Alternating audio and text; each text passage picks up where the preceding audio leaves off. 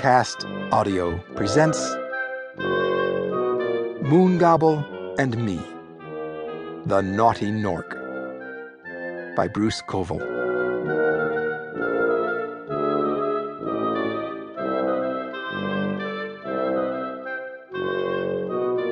Chapter 1. A Strange Guest. My mother was not entirely happy when I brought home a monster and asked if he could stay with us. "Oh, Edward," she said, rolling her eyes. "It's bad enough having you go off to strange places with Moongobble all the time. Your father and I certainly don't need you bringing strange people back with you." But it's only for a little while, just until we can fix him. "Fix me," growled Oggledy Nork happily. Oggledy Nork was the monster we were talking about. He was really very sweet, but I had to admit that there was a lot of him. He was almost twice as tall as my father, and his arms and legs bulged with muscles. He had no hair on his head, but his shoulders and elbows were pretty shaggy. Also, he tended to drool a lot. Moongobble stepped forward. Urk the Toad was sitting on his shoulder. Moongobble is a magician. He's also my boss, since I became his helper when he moved into the cottage on the hill. Moongobble is taller than me, but shorter than father. He has a kind face, a shaggy white mustache, and a bit of a belly. He also has some mice living in his hat, which Mother thinks is disgusting. Nothing much happened in Pigbone east of the mountains before Moongobble came to live here. Life has been a lot more interesting since he arrived. Now, I want things to stay just as they are.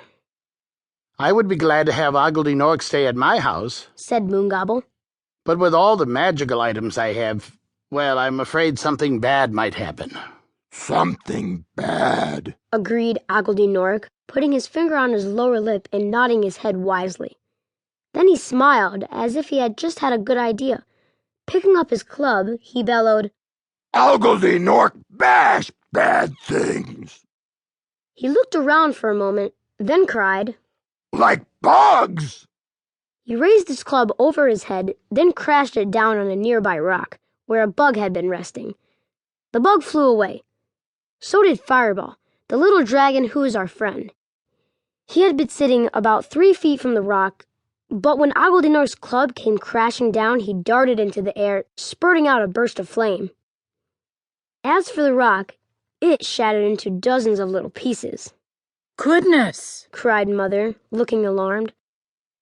Father stepped in front of her, as if to protect her.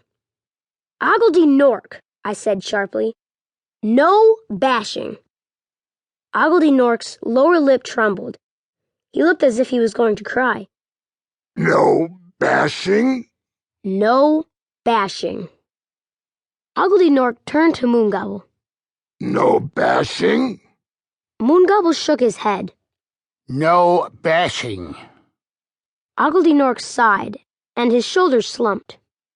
"No bashing?" he asked again, as if he was trying to understand the idea.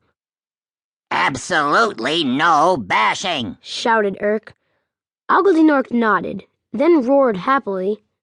"Oggledy Nork understand! No bashing!" "See," I said.